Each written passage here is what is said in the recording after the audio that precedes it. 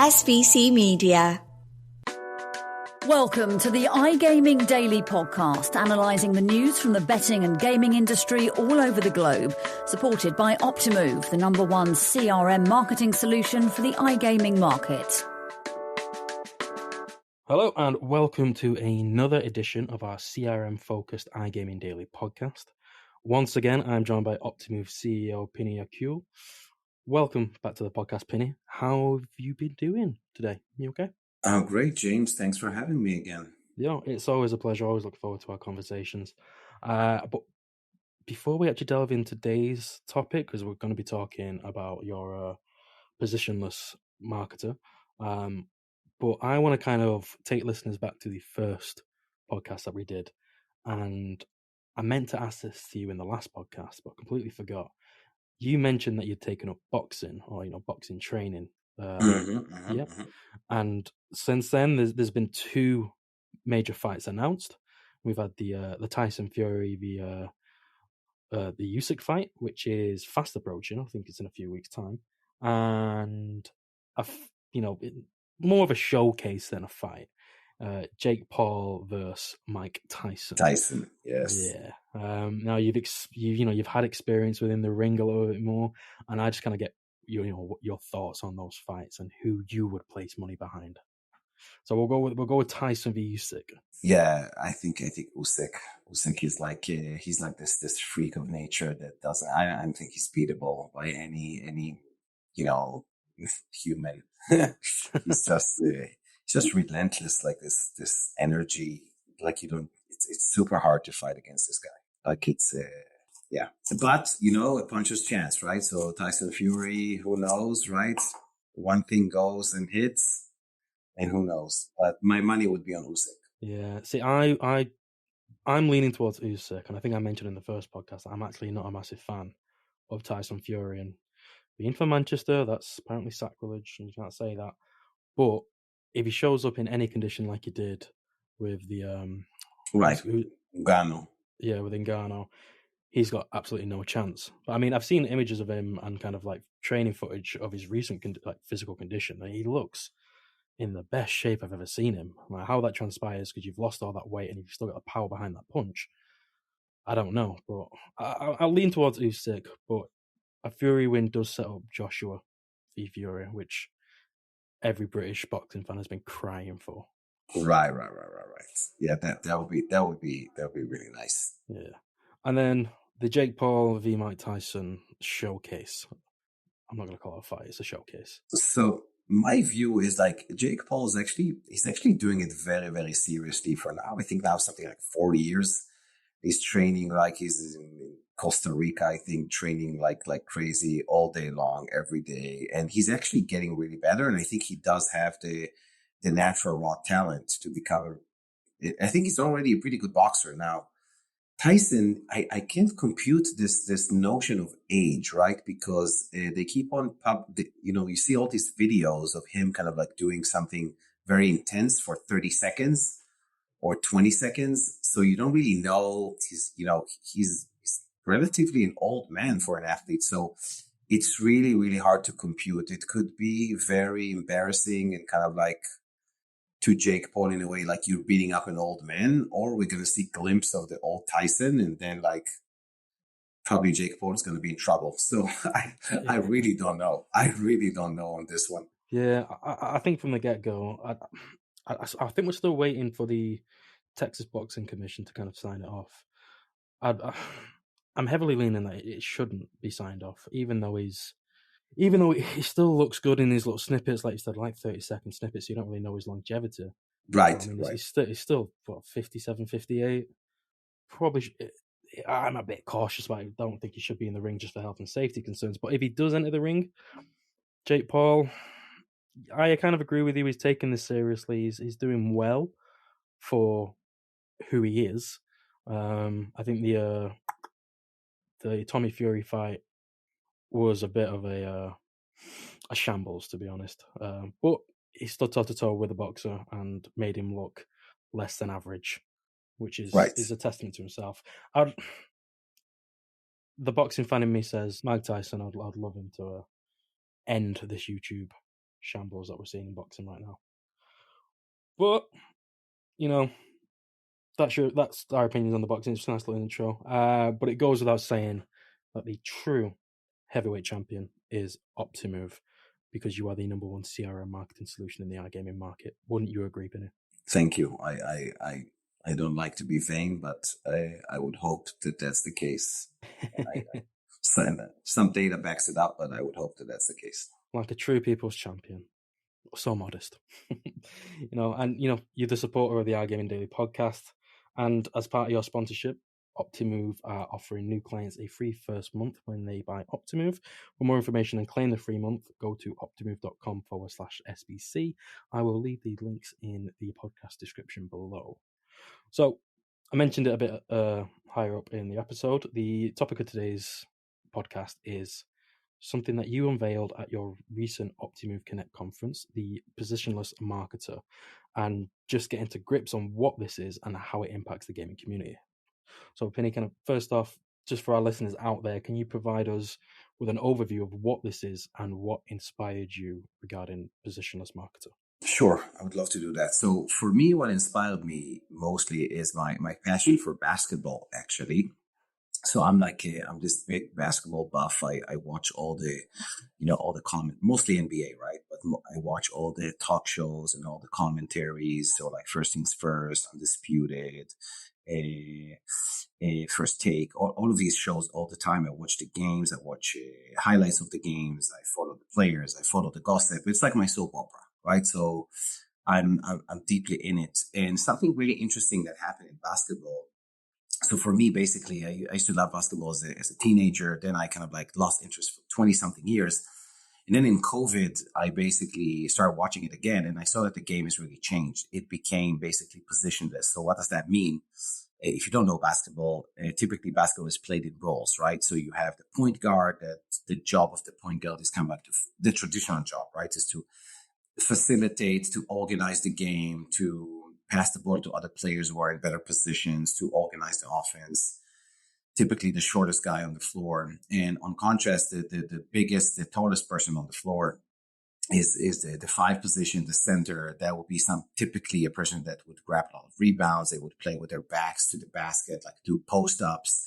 They would shoot the ball very close to the basket because they're tall. And typically kids would be taught to play the position, right? So if you were spotted as a kid, you were really tall, you would be taught to play like a center, like a five. And that was kind of like mostly how they played basketball in the old world. And then a few things happened that created change, right? So media,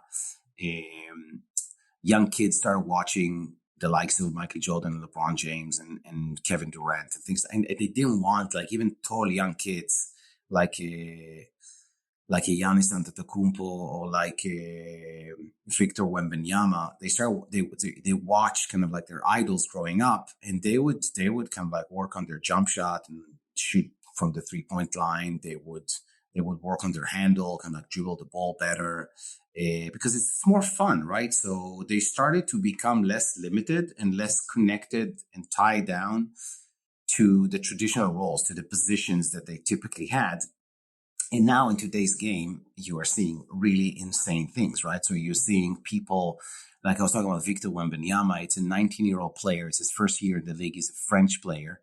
He's 7'4", which is 225 centimeters, 2 meters, 25 centimeters. People say he's more. Like they're not sure. It's that maybe even closer to 2.3 meters. He's insanely high, but the guy kind of like dribbles the ball not like a guard, but he dribbles really, really well. He shoots 3-pointers. He takes jump shots. He passes. And he's still huge, right? So he's like a monster with all of those skills. It's insane. He's so young, right? He's still not playing a lot. They're watching his body.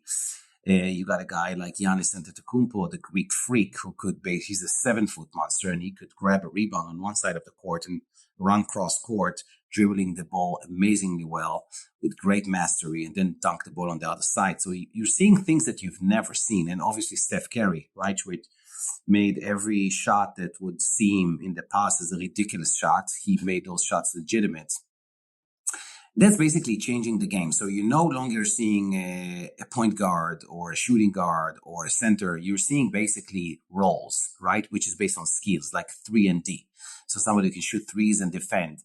You're seeing like a rim protector who can do this and this and this and that. So positionless basketball really changed basketball. And when I look at marketing, I came up with this idea of the positionless marketer. And I think AI, the AI is all the rage, right? Everybody's enjoying, probably a lot of people are enjoying ChatGPT or Gemini or things like that. We are now writing better with it. Are you using it, James? I dabble with ChatGPT. I've tried to steer away from it. I only use it when I need to, but it's a useful tool. I know someone who uses it religiously and paid for a subscription for it, and it enhances their ability tenfold. So I, for example, I pay for a subscription. I pay $20 a month. I use it all the time. Obviously, English is not my first language. So when it comes to writing, especially in English, right, it does help me. My English is pretty good, like, not being native and all, but still pretty good. But at the same time, better than mine. Still better than mine. No, I wouldn't say that, but it helps me. It helps me a lot. It just enhances me, right? So I feel like if I was like an okay writer, or I would have to work really, really hard to write something of very high quality, now I can do it really fast. Same with images, right? So at Optimove Connect, I prepared my deck for the show and I presented it to close to 500 people, and I prepared my deck with ChatGPT. I created the images with ChatGPT. I had ChatGPT proofread my English. ChatGPT gave me advice on how to organize the slides. I actually used one of the advice. I actually used one of the pieces of advice and actually changed the deck. And what I was saying to people, I was like, look, the notion of the positionless marketer. So if you think about it traditionally, you would have a marketer that would be, focused on content, right? Somebody doing content marketing. Somebody else is doing design work, right? Studio work, design work. Another marketer would do ops, right? Different types of operations work. Another marketer would be mostly around data. So each one would have a position, right? Same thing, a position. My position is content. That's what I do, right? Now, with AI, you may be really good at writing, but all of a sudden, maybe you can do you have some better skills with design, because you can get some images. So you can dabble with design a little bit. So maybe you are a writer designer all of a sudden. You're not only a writer, right? And somebody else who's really good at data, maybe now they can write, so they become a data storyteller. And somebody else who's really good at project management and operations, maybe now they can use AI to analyze data better, right? You know that you can, in ChatGPT version 4, you can upload an Excel file and it would analyze the heck out of it. And it would tell you the insights and what's going on there. So all of a sudden, as an operations guy, I can now analyze data. So I'm an ops person. I'm a project manager that's analyzing data. So the great thing, the reason, isn't that cool? It is. Yeah, no, it's insanely cool. And I always ask this when a new tool or a method or an ideology enters the market. Like, how does positionless marketer enhance the gaming industry and break the mold to kind of what's already out there? So I think the point is that if you think about those traditional roles, so it goes back to the notion, if we're talking about CRM marketing, which is my profession, right? So essentially, to produce a campaign or to produce a personalized experience for a customer or for a player, you need to go through some kind of an assembly line, right? So you need to go to station A and get the service there, which may be the data department. Hey guys, I need a segment. Then you go, or I need a group of customers. I'm going to send an image to. I'm going to target them. Then you go to station B, which could be the design function, and like, hey, here's a brief. Can you create a picture of this and this and this and that? And I need copywriting of this and this. So you just go through the stations and you assemble the campaign. It's like an assembly line, right? And that takes a ton of time. it creates a lot of miscommunication between the functions. Sometimes one of the functions, somebody's on vacation, their priorities are different. They need to do this, they need to do that. So this is a very, and it's a necessary evil, right? With some, I mean, up till today, but right now with the positionless marketer, what you can do is, first of all, you can work in smaller teams. So now you don't need 5 departments to produce a campaign. You can produce a campaign with 2 departments. So smaller teams are great because, you can produce a lot more within kind of like an A team. And yes, you still go to kind of like your data analyst or your data scientist to get something very, very sophisticated, but you can do a lot more yourself. You become more autonomous. So smaller teams, that's number one. Second part is like, it's way more fun, right? It unlocks, we like to, it's a word I like to use. It's called multi-potentiality, right? So it unlocks every marketer's multi-potentiality, right? So you can do more than one thing. Is it, how cool is that? It's so cool that I can basically, I can do some design, I can do some copy, I can do some data, I can do some ops, so all of those things. So that's the second thing. And also everything becomes more efficient because when you communicate with different professions and different departments, you have a better language with them because you have, you felt their job a little bit. So if I do a little bit of design, when I speak to designers, the conversation is a lot more fruitful, right? The conversation is just vibrant because I understand what they're doing now. It's not very, it's not siloed, right? So those things I think are what's really cool. So it's much more efficiency, more campaigns, better campaigns, more personalized experiences, and all through the positionless marketer. Perfect. And so you have an article which breaks down positionless marketer, and I'll put it in the episode description link below. But you broke down positionless marketer in 5 kind of subsections, and that's versatility, integration and collaboration, adaptability to change, data-driven decision-making, and customer-centric focus. And you also mentioned in your press release that this was made possible due to the advancements in various fields, such as technology, data, and analytics. Could you just dive deeper into several key factors that kind of birthed positionless marketer? I know you already mentioned what inspired it via like Michael Jordan basketball, but what birthed positionless marketer from a CRM perspective? So first of all, I think there's elements to it that are already happening right now, and there's elements that are kind of like futuristic. So first of all, the reason kind of like we came up with it, because I think this is something that even before kind of like the rise of large language models and the advancements in image recognition and image creation and all of those, the big boom of AI, we've been at it for a long time, since 2012. And since 2012, we have been empowering the positionless marketer, right? So at Optimove, even back in 2012, marketers would do their own segmentation, research their own data, have access to all the data, have access to insights because of some of the predictive models that we have in the platform. And also they would analyze their own campaigns. They wouldn't go to a team of analysts and do that over there. They would analyze everything in the platform. So we've been championing this approach from day one. And right now we're just basically doubling down on that. We're always going to be the place for the positionless marketer. And OptiGenie, our AI suite, is exactly how we're going to do that. So as a marketer, you can go deeper into your data. You can, we have AI capabilities to help you create content. So to create content better in an easier fashion. So all of those things are just coming into fruition inside the Optimove platform. Perfect. And we are coming close on the time now. And just to round off the question, again, let's look into the future now with positionless marketer. Well, first off, what is your dream scenario for positionless marketer, and what do you truly envisage the future to look like with this tool, with this method, ideology? So the dream is that ultimately, let's say 95% of personalized experiences are being done by one small A team that can do everything themselves. And when that happens, you get immense speed. The time from ideation to execution becomes really, really small. The the speed of iteration. So this whole idea of test and learn, and experimenting with something, understanding if it works or doesn't, changing it, just ultimately unlocks optimization to a whole new different degree.